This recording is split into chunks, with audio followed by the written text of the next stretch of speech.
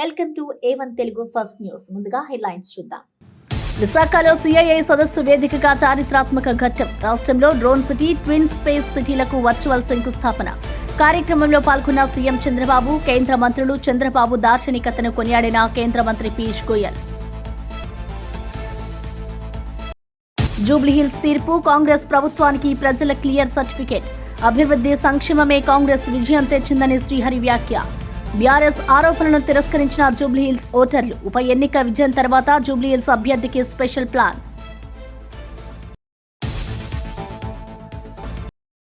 జూబ్లీహిల్స్ లో బీఆర్ఎస్ ఓటమిపై స్పందించిన కేటీఆర్. ప్రతిపక్ష పాత్ర పోషిస్తూనే ఉంటామన్న కేటీఆర్. కార్యకర్తలు మాగంటి సునీత ఎంతో కష్టపడ్డారన్న కేటీఆర్. ఉప ఎన్నిక ఎలా జరిగిందో అందరికీ తెలుసని వ్యాఖ్య. బీహార్ ఎన్నికల ఫలితాలు బయటకు రావడంతో ఎన్డీఏ శిబిరంలో ఆనందం వెల్లివిరుస్తోంది. ప్రధాని నరేంద్ర మోదీ నాయకత్వంపై బీహార్ ప్రజలు మరోసారి నమ్మకం వ్యక్తం చేశారని కేంద్ర మంత్రి కిషన్ రెడ్డి తెలిపారు. తమ ఊహాలను మించి ప్రజలు భారీ విజయాన్ని అందించారని ఆయన తెలిపారు. ఓటు చోరీ చేశామని ఆరోపణలు చేస్తూ కాంగ్రెస్ పార్టీ సాగించిన విష ప్రచారాన్ని బీహార్ ప్రజలు పూర్తిగా తిప్పికొట్టారని వ్యాఖ్యానించారు. ఎన్నికల విధానం పారదర్శకంగా ఉండగా కూడా కాంగ్రెస్ నేతలు ప్రజలను తప్పుదారి పట్టించే ప్రయత్నం చేశారని ఆయన విమర్శించారు. కాంగ్రెస్ పార్టీ నాయకుడు రాహుల్ గాంధీ బీహార్లో చేసినటువంటి విష ప్రచారము, తప్పుడు ప్రచారము, దుర్మార్గమైనటువంటి ప్రచారము చేసినప్పటికీ కూడా బీహార్ ప్రజలు ఎవ్వరు కూడా కాంగ్రెస్ పార్టీని నమ్మలేదు. కాంగ్రెస్ పార్టీకి రేపనేది లేదు. కాంగ్రెస్ పార్టీ రోజు రోజుకు మరి కుంచుకొని పోతా ఉంది.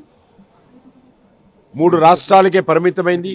ఆ 3 రాష్ట్రాలలో కూడా ఎప్పుడు ఎలక్షన్ జరిగినా కూడా కాంగ్రెస్ పార్టీ 3 రాష్ట్రాల్లో కూడా ఈరోజు కూలిపోయే పరిస్థితి ఉన్నది.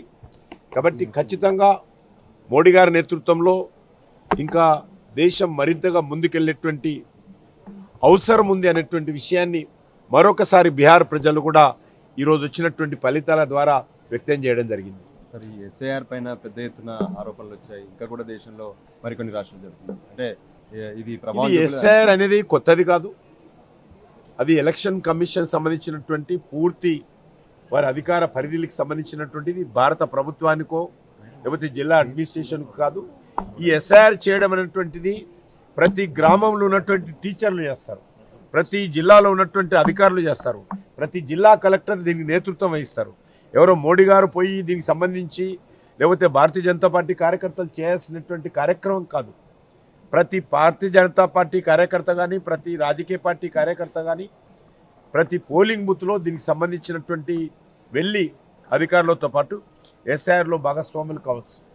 అంతే తప్ప ఈరోజు రాహుల్ గాంధీ ఎన్నడూ లేని విధంగా ఈరోజు నేను ఒక్కనే కనుక్కున్నట్టు ఒక ఓటు ఒక వ్యక్తికి 2 ప్లేస్లో 3 ఓట్లు ఉన్నట్టు, 3 ప్లేస్లో ఉన్నట్టు ఈరోజు అనేక సంవత్సరాలుగా మన యొక్క యంత్రాంగంలో అనేక ప్రాంతాల్లో ఓట్లుంటాయి. వాటిని తొలగించాల్సినటువంటి బాధ్యత ఎలక్షన్ కమిషన్. ఒక దిక్కేమో రాహుల్ గాంధీ ఒకే వ్యక్తి ఓటు 4-5 ప్లేస్లో ఉందంటాడు. మళ్ళీ దాన్ని తొలగించేటువంటి పనిలో ఎస్ఐఆర్ చేస్తూ ఉంటే చేయకూడదంటాడు. ఓటు చోరీ అంటాడు. ఈరోజు ఓటు చోరీ చేయలేదు, కాంగ్రెస్ పార్టీయే మరి చేస్తున్నటువంటి తప్పుడు విధానాల కారణంగా ప్రజలు ఈరోజు కాంగ్రెస్ పార్టీకి బుద్ధి చెప్పారు. ఇప్పటికైనా రాహుల్ గాంధీ మారాలి. ఈరోజు చాలామంది కార్యకర్తలు అంటారు రాహుల్ గాంధీ ఉన్నన్ని రోజులు భారతీయ జనతా పార్టీకి డోకలేదని. మరి ఆ రకంగా రాహుల్ గాంధీ ఈరోజు కాంగ్రెస్ పార్టీకి మేలు చేస్తున్నాడా, కాంగ్రెస్ పార్టీకి నష్టం చేస్తున్నాడా, ప్రజల దృష్టిలో చులకనైపోతున్నాడా, ప్రజల దృష్టిలో నవ్వులపాలైపోతున్నాడా? ఈరోజు కాంగ్రెస్ పార్టీ అందరూ కూర్చొని ఆలోచన చేసుకోవాలి. జూబ్లీహిల్స్ ఉప ఎన్నిక ఫలితాల నేపథ్యంలో బీఆర్ఎస్ పనిచేసిన విధానంపై ఎంపీ చామల ఘాటుగా స్పందించారు. జూబ్లీహిల్స్ ఎన్నిక రెఫరెండం అని ముందుగా ప్రకటించిన కేటీఆర్ ఇప్పుడు ఏమి సమాధానం చెబుతారో ప్రజలే అడుగుతున్నారని ఆయన అన్నారు. సెక్రటేరియట్ నుంచి విసిరేస్తే రబ్బర్ బంతి ఫామ్ హౌస్ లో పడిందని తమ విమర్శలను ఫలితాలు మరోసారి నిజం చేశాయని వ్యాఖ్యానించారు. ప్రజలు నమ్మకం ఉంచి 10 ఏళ్లు అధికారంలోకి తీసుకొచ్చిన బీఆర్ఎస్ ప్రభుత్వం మిగులు రాష్ట్రాన్ని అప్పుల రాష్ట్రంగా మార్చిందని చామల ఆరోపించారు. ఇక పాలన అయిపోయింది, వీళ్ళు పాలన చేత కాదని చెప్పి ప్రయత్నం చేసినావు. ఇలా మా ముఖ్యమంత్రి రేవంత్ రెడ్డి గారు అందరినీ సమన్వయం చేయగలిగింది. ఈ ఎన్నికకు ఆయన ఒక క్యాప్టెన్గా సక్సెస్ఫుల్ అయింది. అలా ఒక టీంని మా అందరినీ ఒక వ్యవస్థను ఒక దగ్గరికి చేర్చి ఒక ఎన్నిక ఎట్లా చేయాలి, 3 సార్లు ఓడిపోయినటువంటి జూబ్లీహిల్స్ ఎన్నికల 407 బూత్లలో ఏ విధంగా పనిచేయాలని చెప్పి ఇలా మా అందరికీ ఒక కొత్త అధ్యాయాన్ని నేర్పించాడు. మేము కూడా చాలా నేర్చుకున్నాం ఈ ఎన్నికలలో.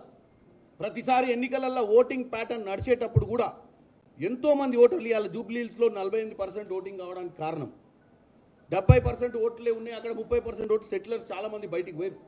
ఇవాళ ఎక్కడెక్కడైతే కాంగ్రెస్ ఐడియాలజీ తోటి మేము కనెక్ట్ అయిన ఓటర్లను ఎట్టి పరిస్థితుల్లో ఓట్లు వేయించుకోవాలని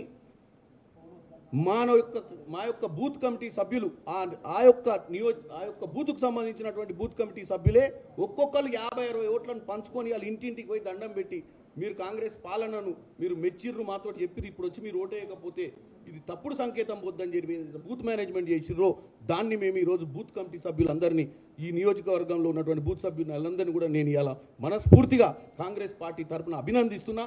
ఈ గెలుపు మీదే. కాబట్టి కేటీ రామారావు గారు మీరు ఇది ఒక్క ఉప ఎన్నికనే అంటున్నావు ఇందాక ప్రెస్ మీట్లా, ఒక్క ఉప ఎన్నికకే గింత చెమట వచ్చి గింత పరిశాన్ అయ్యారని.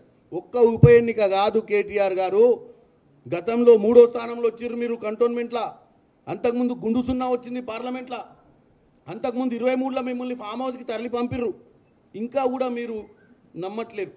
ఇప్పుడు ఎక్కడో వెస్ట్ బెంగాల్లో ఏదో రాయికి జరిగినటువంటి జడ్జిమెంట్ గురించి చెప్తున్నావు పతివత మాటలు. అసలు ఈ యొక్క సంస్కారం మొదలైందే మీ దగ్గర నుంచి.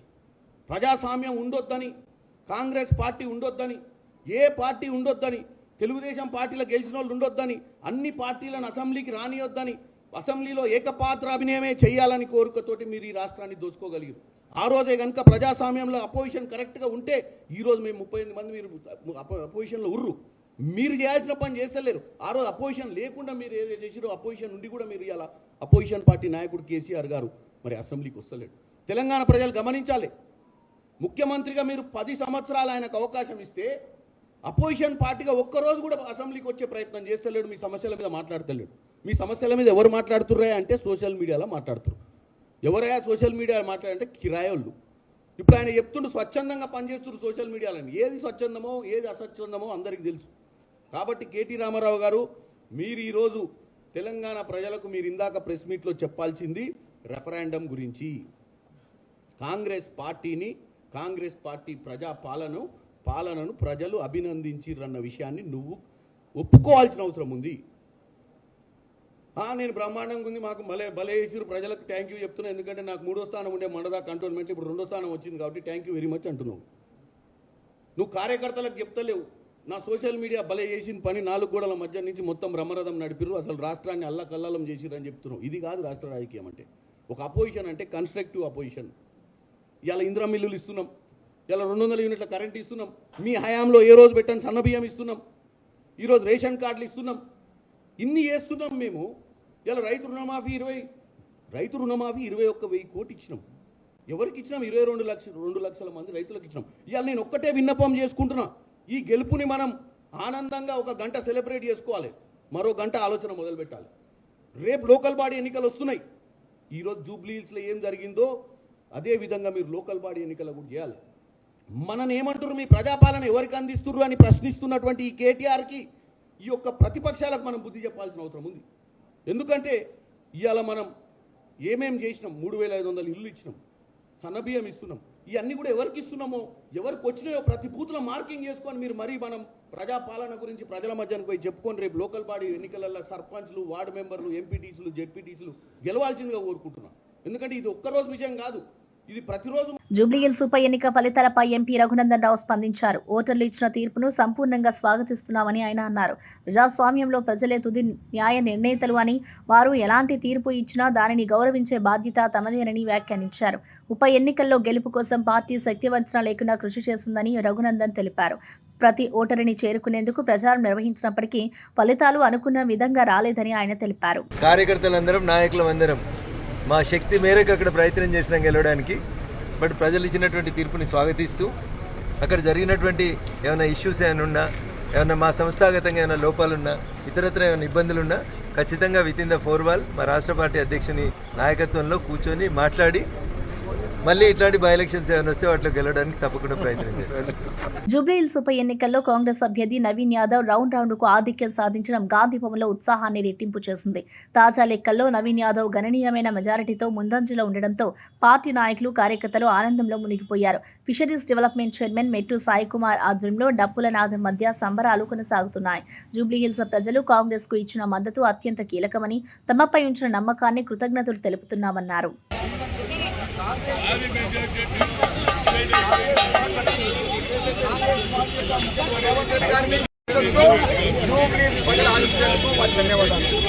హైదరాబాద్ నగరంలో ప్రత్యేకమైన స్థానం జూబ్లీహిల్స్. కాంగ్రెస్ పార్టీ కంచికోట నుండి జూబ్లీహిల్స్ లో మరొకసారి కాంగ్రెస్ పార్టీ బాగా కొంతమంది నాయకులు, కొంతమంది మీడియా చిల్లరగా మాట్లాడి అభినందిస్తున్నాము.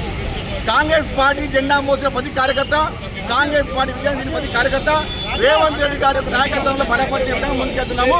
జూబ్లీహిల్స్ లో ఇంత మెజారిటీ ఇచ్చినందుకు జూబ్లీహిల్స్ ప్రధానికాన్ని కాంగ్రెస్ పార్టీ ఎప్పుడు మర్చిపోదు. కేసీఆర్ నాయకత్వంలో ఏ విధంగా అయితే కాంగ్రెస్ హైదరాబాద్ లో బాగుంటుందో అదేవిధంగా రేవంత్ రెడ్డి గారి నాయకత్వంలో అదే ముందుకెళ్తాము. జూబ్లీహిల్సే రేపు నాంది ప్రతి విజయానికి. వచ్చే ఎన్నికల్లో ఏ ఎన్నికల్లో కూడా కాంగ్రెస్ పార్టీ తన భాగాన్ని. జూబ్లీహిల్స్ ఉప ఎన్నికల్లో వచ్చిన కాంగ్రెస్ విజయం రేపు జరగబోయే జీహెచ్ఎంసీ ఎన్నికలకు నాంది అంటూ టీపీసీసీ చీఫ్ మహేష్ కుమార్ గౌడ్ అన్నారు. ఈ ఉప ఎన్నికపై సీఎం రేవంత్ రెడ్డితో సహా రాష్ట్ర నాయకత్వం ప్రత్యేక శ్రద్ధ పెట్టిందని, అదే ఫలితాల్లో కనిపించిందని తెలిపారు. ప్రజలకు ప్రభుత్వం చేస్తున్న పనితీరుపై స్పష్టమైన నమ్మకం ఏర్పడిందని, ఈ తీర్పు ఆ విశ్వాసానికి నిదర్శనమని వ్యాఖ్యానించారు. జూబ్లీహిల్స్ లో ఓటర్లు ఇచ్చిన అవకాశంతో కాంగ్రెస్ మరింత ఉత్తేజంగా ఉన్నట్లు చెప్పారు. సంక్షేమం పట్ల, అభివృద్ధి పట్ల వారికి ఉన్నటువంటి శ్రద్ధ, విద్య వైద్యం పట్ల వారికి ఉన్న ఆసక్తి, వారు జరుపుతున్నటువంటి అభివృద్ధి సంక్షేమం బేసిక్గా పోతా ఉంది. ఇవాళ జూబ్లీహిల్స్ ఎన్నిక రేపు హైదరాబాద్లో జరగబోయే జీహెచ్ఎంసీ కార్పొరేషన్ జరిగే ఎన్నికకి విజయానికి నాంది. ప్రజలు రేపు జీహెచ్ఎంసీ ఎన్నికల్లో కూడా కాంగ్రెస్ పార్టీకి పట్టం కడతామనే మాట ఇవాళ జూబ్లీహిల్స్ ఎన్నికల్లో ఇంత మంచి మెజారిటీ ఇచ్చి చెప్పడం జరిగింది. ఈ ఎన్నికల్లో కూడా ముఖ్యమంత్రి గారు ప్రత్యేక శ్రద్ధ వహించారు. డిప్యూటీ ముఖ్యమంత్రి గారు, మంత్రులు అందరూ కూడా మా సంక్షేమాన్ని ప్రజలు అందుకున్నటువంటి తీర్థంలో వివరించగలిగినారు. కాబట్టే ఇవాళ ఇంత పెద్ద ఎత్తున ప్రజలు మాకు పట్టం కట్టినారు.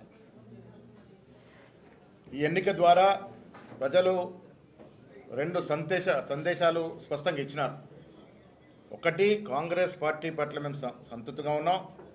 వచ్చే 3 ఏళ్లే కాదు, మళ్ళీ వచ్చే ఎన్నికల్లో కూడా కాంగ్రెస్ పార్టీ కనీసం 100 సీట్ల పైగా గెలుస్తుందన్నటువంటి మేము చెప్తూ వస్తున్న దానికి బలం చేకూర్చింది. ఇవాళ ఆనాడు కంటోన్మెంట్ ఎన్నిక కానీ ఇవాళ జూబ్లీహిల్స్ ఎన్నిక కానీ కాంగ్రెస్ అభ్యర్థి గెలిచినారంటే ప్రజలు ముఖ్యమంత్రి పట్ల, కాంగ్రెస్ ప్రభుత్వం ఇస్తున్నటువంటి సంక్షేమం పట్ల సంతృప్తిగా ఉన్నారనే మాట స్పష్టమైంది.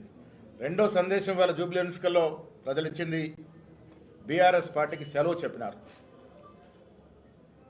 పార్లమెంట్ ఎన్నికల్లో వారికి 0 సీట్లు ఇచ్చినప్పుడే బీఆర్ఎస్ పార్టీకి ఈ రాష్ట్రంలో ఇంకా భవిష్యత్తు లేదు అన్నట్టు మాట చెప్పడం జరిగింది.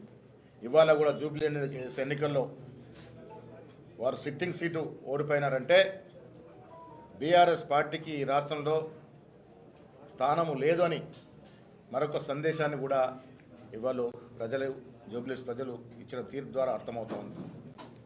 ముఖ్యమంత్రి గారు ఇటీవల చెప్పినారు, బీఆర్ఎస్ పార్టీకి గతమే కానీ భవిష్యత్తు లేదని. ఈ తీర్పు ద్వారా అది రుజువైందని చెప్పొచ్చు. వచ్చే రోజుల్లో ముఖ్యమంత్రి గారి నేతృత్వంలో మా మంత్రివర్గ సభ్యులు కానీ, మా శాసనసభ్యులు కానీ, మండలి సభ్యులు కానీ, ప్రతి కాంగ్రెస్ కార్యకర్త ప్రజల ఆకాంక్షలకి, ఆశయాలకు అనుగుణంగా పనిచేస్తుంది. ఇదివరకు మేము ఇచ్చినటువంటి మేనిఫెస్టో పెట్టినటువంటి అంశాలు చాలా వరకు పూర్చగలిగినాం. ఇంకా మిగిలినవి కూడా ఇచ్చి 3 ఏళ్ళు సుపరిపాలన అందించి ప్రజల ఆకాంక్షలకు అనుగుణంగా పనిచేసి 3 ఏళ్ల తర్వాత ఎన్నికల్లో 100 సీట్లకు పైగా కాంగ్రెస్ పార్టీ గెలుచుకుంటుంది. వచ్చే ఎన్నికల్లో కూడా కాంగ్రెస్ పార్టీ గెలుస్తుంది. ఈ వచ్చే 8 ఏళ్ళు కాంగ్రెస్ పార్టీ అధికారంలో ఉంటుంది. ప్రజలకు అవసరమైనటువంటి కార్యక్రమాన్ని కూడా చేస్తుందని మాట ఈ సందర్భంగా మనవి చేస్తా ఉన్నాం. ముఖ్యంగా 42% రిజర్వేషన్ రాహుల్ గాంధీ గారి యొక్క ఆకాంక్ష, ఖర్గే గారి యొక్క ఆశయాన్ని ముఖ్యమంత్రి రేవంత్ రెడ్డి గారు ముందుకు తీసుకున్న తరుణంలో మేము బీసీలకు కట్టుబడి ఉన్నాం, బీసీల అభివృద్ధి కట్టుబడి ఉన్నామనే అక్కడ బీసీ బిడ్డ నవీన్ యాదవ్కి సీట్ ఇవ్వడం జరిగింది. ప్రజలు కూడా దీన్ని హర్షిస్తూ మేము 42% రిజర్వేషన్ 2 చట్టాలు తీసుకురావడం, బీజేపీ దీన్ని ఆపేయడం, దానివల్లనే ఇలా జూబ్లీహిల్స్లో బీజేపీ అభ్యర్థి పరిస్థితి ఏ స్థాయికి దిగజారిందో చూసినాం. ప్రజలు స్పష్టంగా నమ్ముతా ఉన్నారు కాంగ్రెస్ పార్టీ బీసీల యొక్క రిజర్వేషన్ పట్ల కమిట్మెంట్తో ఉందనే మాట. బీజేపీ ఏ రకంగా ఆపుతుందో కూడా తెలుసుకునే మరి బీజేపీ పరిస్థితి అంత తక్కువ ఓట్లేసినటువంటి పరిస్థితి జూబ్లీహిల్స్ ఎన్నికల్లో. ఏది ఏమైనా నేను మరొకసారి రాష్ట్ర ముఖ్యమంత్రి రేవంత్ రెడ్డి గారికి అభినందన తెలియజేస్తా ఉన్నాను. ఇది వారి విజయయాత్రలో ఇదొక మణిహారం. ఇలా జూబ్లీహిల్స్ ఎన్నిక కాంగ్రెస్ అధినేత్రి సోనియా గాంధీ, ఖర్గే గారు, రాహుల్ గాంధీ యొక్క ఆశయం మేరకు ఒక బీసీ బిడ్డని మంచి మెజార్టీతో గెలిపించిన ఘనత రాష్ట్ర ముఖ్యమంత్రి గారిది, డిప్యూటీ ముఖ్యమంత్రి గారిది, ప్రతి కార్యకర్తది.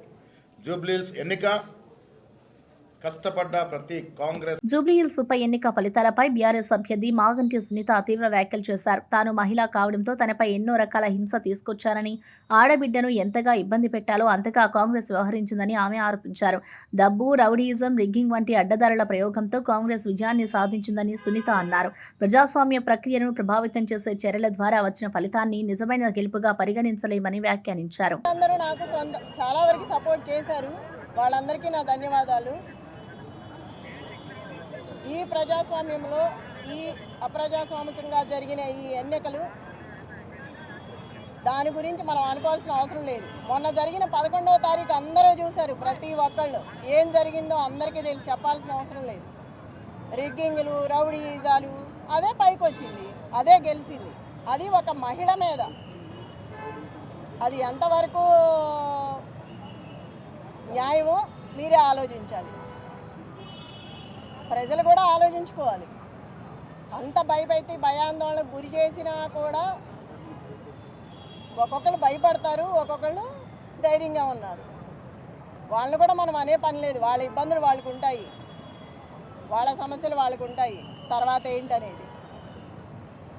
కానీ ఇదైతే చెప్పడానికి రానిది, చెప్పనలవి కానిది, అనుకోవడానికి కూడా సిగ్గుగా ఉన్నది. ఇది ఒక మహిళ మీద ఇలా చేయటం, ఎంతమంది వచ్చి ఎంత చేయాల్సిన అవసరం లేదు. ఇంతకుముందు లాస్ట్ ఎలక్షన్ ఎలా జరిగింది, ఈ బై ఎలక్షన్ ఎలా జరిగింది, అన్ని చోట్ల జరిగిన బై ఎలక్షన్స్ ఎలా జరిగినాయి, ఒక రౌడీ రాజ్యంతో జరిగింది. ఇది మీరందరూ చూసారుగా, ఇంకా చెప్పాల్సిన పనే ఉంది. ఈ రౌడీయిజం చూస్తున్నారు కదా, 3 months నుంచి 4 months నుంచి చూస్తూనే ఉన్నారు. మాట్లాడితే అమ్మాయి మాట్లాడింది అంటారు, నవ్వితే నవ్వింది అంటారు, గట్టిగా మాట్లాడితే ఇవాళ ఎందుకు గట్టిగా మాట్లాడింది అంటారు. మనం రౌడీయిజం మాత్రం రోజు చేయొచ్చు. ఒక కార్యకర్తకి అండగా ఉండాలి కదా. మరి అందరి కార్యకర్తలకి భయపెట్టిన వాళ్ళ దగ్గరికి వెళ్ళి ధైర్యం చెప్పి అండగా నిలబడి కార్యకర్తల కోసం మాట్లాడిన దాన్ని కూడా తప్పుగా తీసుకున్నారు, దాన్ని కూడా భూతద్దంలో చూపించారు. ఒక మహిళని ఇలా చేయడం ఫస్ట్ టైం మీరు చూస్తున్నారుగా, ఒక మహిళ మీద ఇలా చేయటం. దీన్ని గెలుపండ్రు,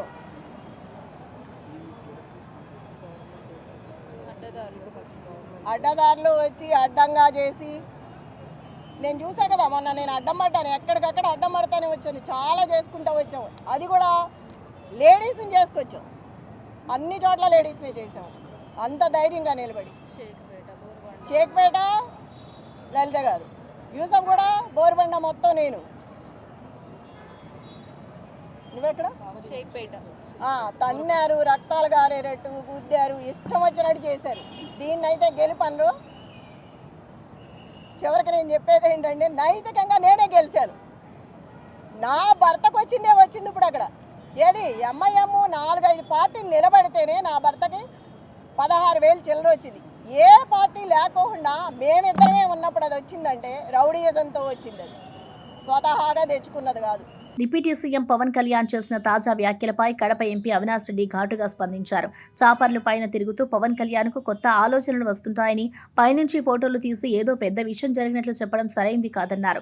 మిథున్ రెడ్డి కుటుంబానికి చెందిన ఆస్తుల వ్యవహారంలో పూర్తిగా ఆన్లైన్ రికార్డులు అందుబాటులో ఉన్నాయని, ఎవరికైనా చూడగలిగే విధంగా వివరాలు స్పష్టంగా ఉన్నాయని ఆయన తెలిపారు. ఇదే విషయాన్ని మిథున్ రెడ్డి ఇప్పటికే వివరించారని అవినాష్ గుర్తు చేశారు. ఆరోపణలు చేయకుండా వాస్తవాలు ఆధారంగా మాట్లాడాలని సూచించారు. ఇప్పుడు 2001లో ఆ భూములు వాళ్ళ ఫ్యామిలీ కొనుగోలు చేసింది. దానికి సంబంధించిన డాక్యుమెంట్స్ కూడా అప్లోడ్ చేసినారు వాళ్ళు ఆన్లైన్లో. 2000 ఇప్పుడు కాదు, 2019-24 మధ్యలో కాదు, 2001లో అంటే 24-25 ఏళ్ల క్రితం కొన్న భూములు అవి. వాటికి సంబంధించిన డాక్యుమెంట్స్ కూడా ఆన్లైన్లో అప్లోడ్ చేసినారు. ఎప్పటి నుంచో ఆన్లైన్లో ఉన్నాయి అవన్నీ. జూబ్లీహిల్స్ ఉప ఎన్నికల్లో భారీ మెజారిటీతో విజయం సాధించిన కాంగ్రెస్ అభ్యర్థి నవీన్ యాదవ్ ప్రజలకు పాదాభివందనం తెలిపారు. ప్రాంత ప్రజలు తమ కార్యకర్తలు నమ్మకంగా నిలబడ్డందుకు జీవితాంతం కృతజ్ఞతగా ఉంటారన్నారు. ఈ విజయం తనకే కాకుండా మొత్తం జూబ్లీహిల్స్ ప్రజలది అని, వారి నమ్మకాన్ని ఎప్పుడూ వమ్ము చేయబోనని తెలిపారు. ప్రాంత సమస్యలను సీఎం రేవంత్ రెడ్డి దృష్టికి తీసుకువెళ్లి వేగంగా పరిష్కరించేలా కృషి చేస్తారని నవీన్ హామీ ఇచ్చారు. అభివృద్ధి, ప్రజాసేవే తన ఏకైక ఎజెండా అని స్పష్టం చేశారు. ధన్యవాదాలు తెలియజేస్తూ, ఏదైతే నమ్మకం నా మీద పెట్టుకొని మా పిల్లోడు, మా బస్తీ పిల్లోడు, మా కొడుకు, మా తమ్ముడు మాకు అండగా ఉంటాడు, మా కష్టాల్లో నిలబడతాడు, మా సమస్యలు పరిష్కరిస్తాడని ఎంతో నమ్మకంతో నాకు ఈ అవకాశం కల్పించారు. వారి సేవ చేసుకోవడానికి ఈ అవకాశం కల్పించినందుకు వారందరికీ కూడా ధన్యవాదాలు తెలియజేస్తూ, అదేవిధంగా కాంగ్రెస్ అధిష్టానం సోనియా మేడం గారు, రాహుల్ గాంధీ గారు, మల్లికార్జున్ ఖార్గే గారు, కేసీ వేణుగోపాల్ గారు, అలానే మా ముఖ్యమంత్రి గారు, మా ప్రియతమ నాయకులు మా అన్న రేవంత్ అన్న గారికి, మా అధ్యక్షులు పిసిసి అధ్యక్షులు మహేష్ కుమార్ గౌడ్ గారికి, ఇన్ఛార్జ్ మేడం నటరాజన్ గారికి, విశ్వనాథం గారికి అండ్ ఎంటైర్ క్యాబినెట్ మంత్రులందరికీ అండ్ మా ఎమ్మెల్యేలకి, చైర్మన్స్కి, మా పార్టీ కార్పొరేటర్స్, స్థానిక కార్పొరేటర్స్కు, ప్రతి ఒక్క కార్యకర్తకి ఎంతో కష్టపడ్డందుకు వాళ్ళందరూ కూడా ధన్యవాదాలు తెలియజేస్తూ, మరి మా పార్టీ పెద్దలు నా మీద నమ్మకం పెట్టుకొని నాకు అవకాశం కల్పించినందుకు మా పార్టీ పెద్దలు కూడా ధన్యవాదాలు తెలియజేస్తూ, ఈరోజు పార్టీ కార్యకర్తలు ఎంటైర్ కాంగ్రెస్ పార్టీ సిస్టమ్ అంతా జూబ్లీస్లో ఎంతో కష్టపడి కాంగ్రెస్ పార్టీని నన్ను ఇక్కడ గెలిపించుకోవడానికి నిరంతరం జాగృతి చిన్నంబాట కార్యక్రమంలో భాగంగా బీఆర్ఎస్ నేత కవిత మెదక్ జిల్లాలో పర్యటించారు. స్థానిక సమస్యలు తెలుసుకోవడం, ప్రజలతో నేరుగా మాట్లాడడం లక్ష్యంగా ఈ పర్యటన కొనసాగింది. నర్సాపూర్లోని నలంద స్కూల్లో జరిగిన చిల్డ్రన్స్ డే వేడుకల్లో కవిత ప్రత్యేక అతిథిగా పాల్గొన్నారు. చిన్నారులతో మాట్లాడి వారి ప్రతిభను అభినందించారు. పిల్లల ఆటపాటలు, సాంస్కృతిక కార్యక్రమాలను ఆస్వాదించిన ఆమె విద్యా అభివృద్ధి కోసం జాగృతి చేపడుతున్న చర్యలను వివరించారు. రెడ్డిపల్లిలో ఉన్నటువంటి ప్రతి ఒక్క వ్యక్తికి కూడా తెలుసు. అయితే ఇదే రెడ్డిపల్లి నుండి మరి RRR రోడ్ పోతుంది, అట్లనే రైల్వే లైన్ పోతుంది, అట్లనే హై టెన్షన్ వైర్లు ఈ మొత్తం సిస్టమ్కి సపోర్ట్ చేసేటివి కూడా ఈ ప్రాంతం నుంచి పోతున్నది. ఇక్కడ ప్రజలు ఒకటే మాట చెప్తున్నారు, మేము అభివృద్ధికి వ్యతిరేకం కాదు, రోడ్ ఇస్తాం, కానీ మాకేదైతే ఇవాళ మార్కెట్లో ధర పలుకుతుందో కనీసం దానికి దగ్గరగా అన్న ప్రభుత్వం పరిహారం ఇవ్వాలని చెప్పి న్యాయబద్ధమైన కోరిక వాళ్ళు కోరుతా ఉన్నారు.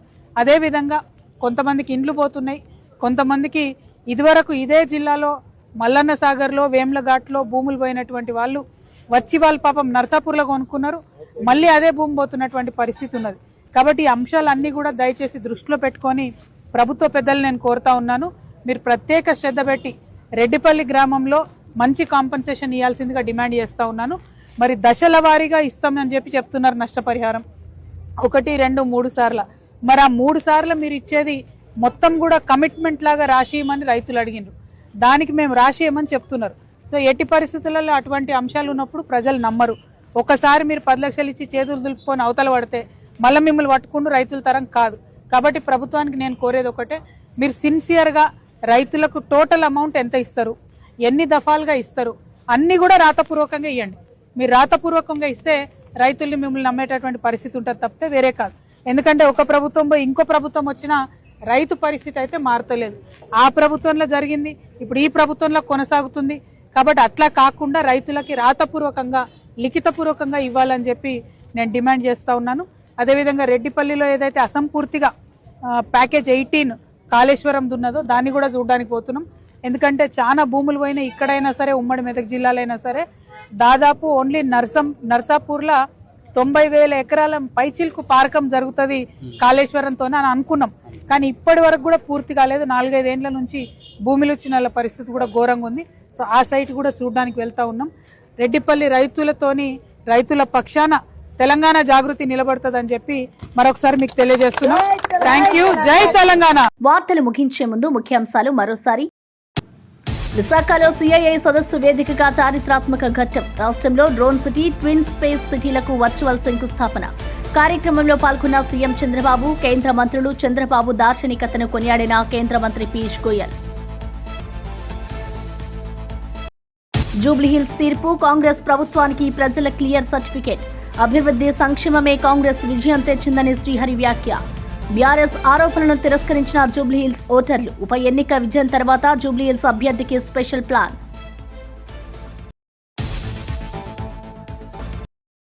జూబ్లీహిల్స్ లో బీఆర్ఎస్ ఓటమిపై స్పందించిన కేటీఆర్. ప్రతిపక్ష పాత్ర పోషిస్తూనే ఉంటామన్న కేటీఆర్. కార్యకర్తలు మాగంటి సునీత ఎంతో కష్టపడ్డారన్న కేటీఆర్. ఉప ఎన్నిక ఎలా జరిగిందో అందరికీ తెలుసని వ్యాఖ్య. ఇవి ఈనాటి వార్తా విశేషాలు. మరో బులెటిన్లో మళ్ళీ కలుద్దాం. నమస్కారం.